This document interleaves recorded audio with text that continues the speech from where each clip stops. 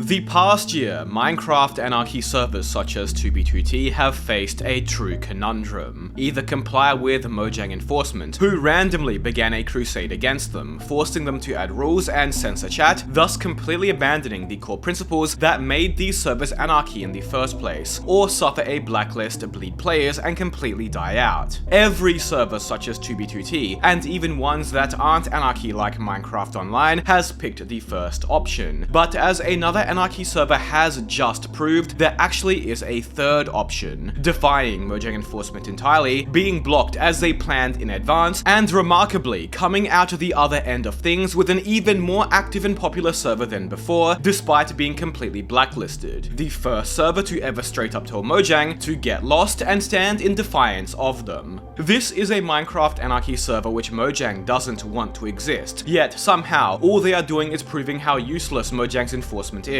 ironically also exposing some questionable practice from Mojang at the same time too. But what is this server, you might be asking, and how did they get away with bypassing Mojang's blacklisting? Well, the server is known as 6b6t, a Minecraft server similar to 2b2t but with some key differences that have set it apart and allowed it to cement itself amongst the Minecraft Anarchy community. The server is over 4 years old now, properly forming in January of 2022, and has seen over 600,000 unique player joins in its time of operation, so it's well established it has been a known 2b2t alternative for quite some time.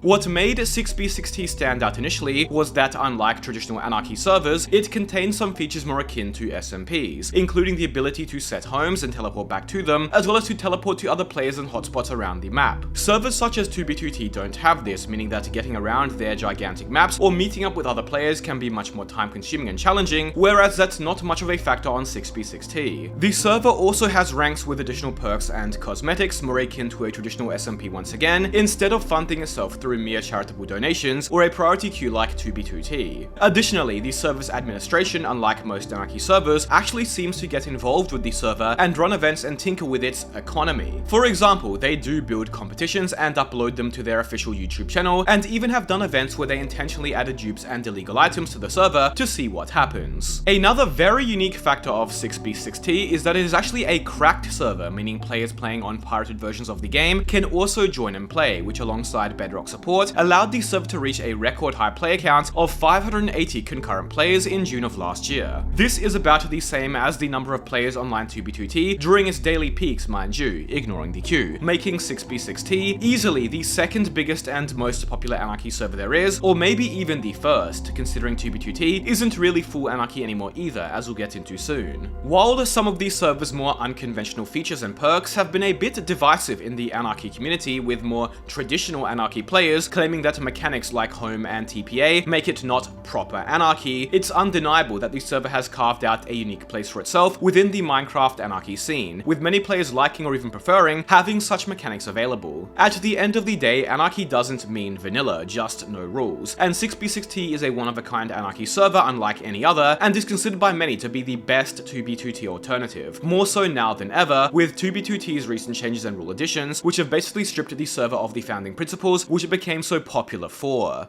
Earlier this year, many Minecraft Anarchy servers which had existed for years, such as 2b2t, Purity Vanilla, and Old Frog, began receiving emails from Mojang enforcement. But first, do you want to buy Minecraft accounts and DLCs but missed out or can't afford them? Well then, this video sponsor, Eneba.com, will have you covered. Eneba.com is a gaming marketplace with over 40,000 digital products, including games, DLCs, and gift cards for Steam, Xbox, PlayStation, and more. For example, Minecraft normally costs about $30 US, but here on Eneba, you can get it for only about $20 US, reliably and cheaply. They have all kinds of games, items, and even gift cards you can buy for cheap prices too, like Steam gift cards, which you can earn cash back for just for buying. With 24/7 live support to resolve any issues you might have at any time, Eneba.com is one of the most reliable online game marketplaces today. And if you want to know how to save even more money on games, potentially getting them for free, you should also check out Snakzy. Snakzy is a play-to-earn app where you play a variety variety of games, including strategy games, RPGs, and puzzle games, and earn coins for doing so. It's as basic as that. You can then use coins to buy a variety of gift cards, games, or spend the money you've earned on Eneba, as that's what powers the entire app. New users get a $10 sign-up bonus using code TheMisterEpic. Also be sure to check out Eneba using my link below. It all started late last year actually, when Minecraft's oldest server, Minecraft Online, which since beginning in 2010 for over 15 years, always supported free speech and would not punish or ban players for anything they said in-game, was forced by Mojang to add new chat rules to their server and moderate the server's chat significantly more. When I covered that situation back in November last year, I mentioned that if Minecraft Online was being forced to now moderate and filter chat with additional rules, then it wouldn't be long until servers which also had no chat rules, such as 2b2t, would be forced to as well. And lo and behold, earlier this year, 2b2t would be forced by Mojang to do similar. 2b2t, whether by Mojang request or their own volition, actually went even further. You could now no longer write any offensive words or even mild swear words on signs or in the game chat. Offensive builds and map arts were well edited out by the server's admins, and players could now be banned or shadow muted from the server's chat. Ironically, with these changes, 2b2t became more regulated and censored than even your typical SMP, which was a stark contrast to its anarchy principles it had been founded with over 15 years ago in 2010, and became so popular for. In fact, 2b2t can't even really be considered anarchy anymore with the changes that were made, and many players would protest these changes and quit the server due to them. That's the gist of the situation. I made a video here which goes into much more detail, but all you need to know is that for some reason, beginning late last year and earlier this year, Mojang decided all servers must moderate their chats, and thus anarchy servers by definition are no longer allowed. Another similar anarchy server called Purity Vanilla also faced the same problems not long after 2b2t, even being blocked for over a month despite trying to work with Mojang enforcement. And more recently in May, a smaller anarchy server called Old Frog that had been running for years was also blocked out of nowhere, to which it still remains so to this day. It looked like gradually Mojang enforcement were making their way one by one through Minecraft anarchy servers, forcing them to add rules, thus no longer being anarchy or get blacklisted. 6b6t's owner, Christoffer, was monitoring this situation as it happened, and around the time the 2b2t and Purity Vanilla incidents occurred, he, as he mentioned to me over Discord, added contact emails to the server's website. For those of you unaware, Mojang's guidelines for servers require them to all have a contact email publicly listed on their websites, and if one isn't present, they will thus be unable to contact you regarding server guidelines and EULA matters and will block your server. Furthermore, the server's main administration also had been developing a mod called Anarchy mod in case they did get banned, which would allow players using the mod to bypass the block and thus join 6b6t even if they were blacklisted. Now, interestingly, 6b6t did have an optional chat moderation setting where players muted almost always for spam or illegal content could still talk in the chat, with players having the option to hide or view their messages. As Christoffer told me, almost all the server's players who are muted for spam that nobody wants to see anyways, so it doesn't affect many people at all, and we can see that on their website too.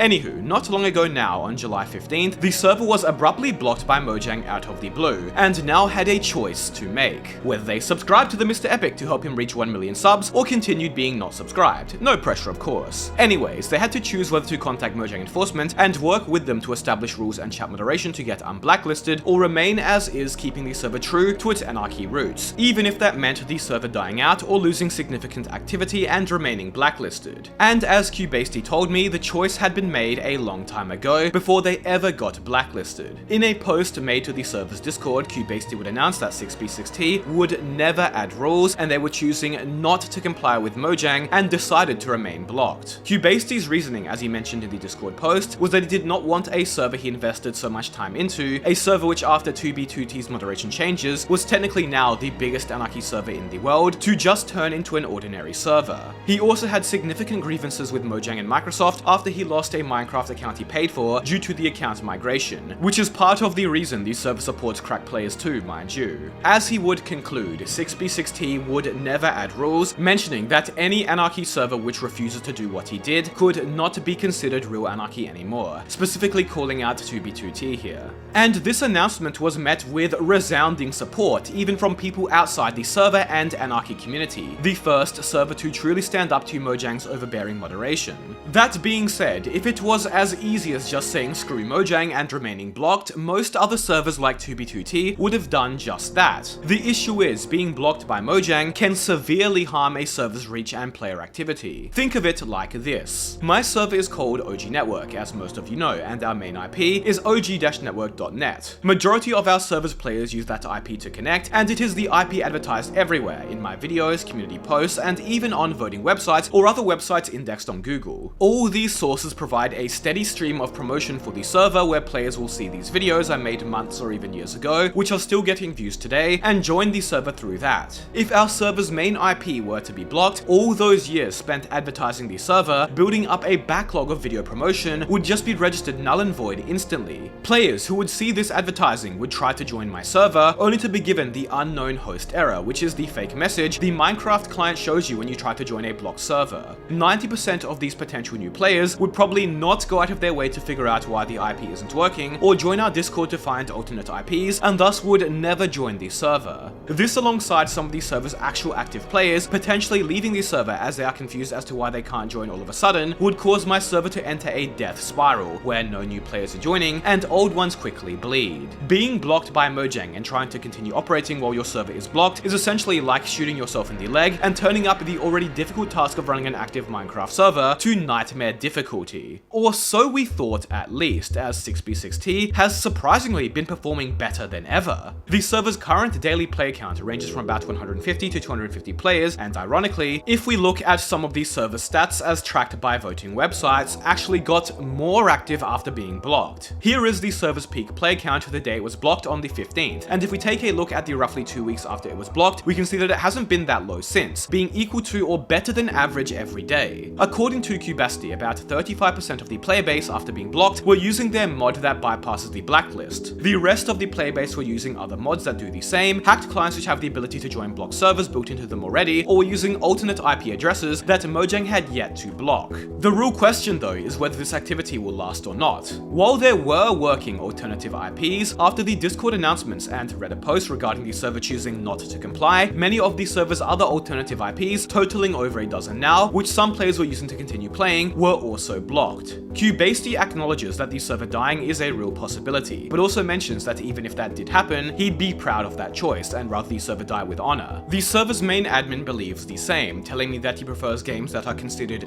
toxic like Rust or Mindsy, where if you meet another player you don't know what will happen. And it seems the server's community overwhelmingly supports this decision too, and fair enough. At the end of the day, what's more harmful, a Minecraft server featuring dozens of gambling mechanics that use real money, of which despite coverage and reports from people such as myself, Mojang takes no action against, or a Minecraft Anarchy server where someone says a few nasty words? I think it's pretty obvious. And to be clear, 6b6t does and always has moderated illegal content, which everyone is understanding of, so nothing ever actually harmful takes place on the server, and as Cubasti also mentions, it is not his job to protect the children, but their parents. So one thing that's very interesting about this situation is the way in which 6b6t was blocked. As we touched on earlier, and as is outlined in the Minecraft usage guidelines, players who make any uses of Minecraft need to make the method of which they can be contacted clear, with chat and forum links not being acceptable. So a Discord, for example, is not acceptable, but an email is. 6b6t also realized this and has a contact email listed at the bottom of their website. They even have a proper contact page in this dropdown listing the email as well. In fact, the server's contact email is even visible in-game on the tab list. So why didn't Mojang contact them prior to blacklisting them? Aren't they meant to contact servers to tell them what is non-compliant before blacklisting them, not just strike them down without any warning, abruptly out of the blue? How are servers such as 6b6t even meant to know what they did wrong and what they need to change to be compliant if they are struck down without any warning or explanation at all? This is similar to what happened to Purity Vanilla, who were blacklisted without warning, where it then took 3 official server appeals, 2 support tickets, 2 additional emails to Mojang enforcement, and 1 message through Discord of which players informed the server's owner about to get unblocked after 26 days, almost killing the server in the process. At least in that case, you could maybe make the argument that Purity Vanilla's contact email was not as accessible, only being found on the store page, but this simply isn't the case for 6b6t, who have made it visible everywhere. I feel like a broken record at this point, but this simply isn't good enough and isn't acceptable from Mojang enforcement. It's one thing to randomly out of the blue start blacklisting servers servers which have been operating for as long as 15 years no problem, but it's another thing to blacklist them without any warning or reason.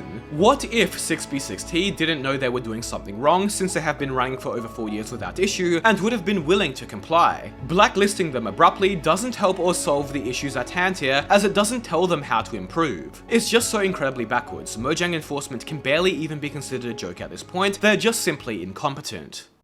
The final point of discussion that this whole situation has raised is if Mojang enforcement's recent moderation actions might actually entirely backfire on them in a way nobody could have expected. You see, up until this point, every server facing blacklisting has chosen to comply, simply because, as I outlined earlier, it was believed that not complying would end up being disastrous for the server in the long run. But now, with 6B6T being the first server to choose not to comply, and not only remaining as active as before they were blacklisted, but arguably even getting some additional activity and players from the media attention and positive reception around it, will other servers facing the same in the future now choose to just ignore Mojang's blacklisting threats? If the threat of blacklisting killing a server or significantly harming a server's activity is proven to not be as severe as everyone anticipated, then Mojang enforcement's power and thus ability to enforce servers as they please disappears too. The other way this could backfire is in raising awareness or making more players use mods or clients that bypass Mojang's blacklisting, rendering it completely pointless as a whole. As Cubasty mentioned, many popular hacked clients, of which almost every player on Anarchy servers are already using, are implementing bypasses into their clients for blacklisted servers. If that becomes the norm, and with everyone using these clients on Anarchy servers already, the power of blacklisting again will decrease massively. There are already mods out there which allow players to bypass blacklists, and with 6B6T's Anarchy mod, there is now one more. What if, slowly over time, just like popular mod Sodium, these mods become mods that a very large portion of the player base uses almost by default? While probably very unlikely, if that ever were the case once again, Mojang enforcement loses a lot of power. The point I'm trying to make is that at least right now within the Anarchy community, where it seems Mojang are going one by one to either block or force servers to make changes, 6B6T being the first to not comply and to end up being completely fine despite being blocked, might encourage other Anarchy servers to do the same, and reduce how fearful they are of being blocked overall. And this actually could happen on Anarchy servers if all popular hacked clients implement a blacklist bypasses by default, especially since these servers will likely feel even more pressure not to comply with Mojang now, as 6B6T as an alternative exists. I guess this is a situation where only time will tell, and I'd still remain conservative in saying that 6B6T will start a trend of servers not complying with Mojang enforcement here, as I think that at least for now, they are the exception, not the rule. And most other servers, especially non-Anarchy ones, would significantly suffer from being blocked. But hey, maybe that will begin changing.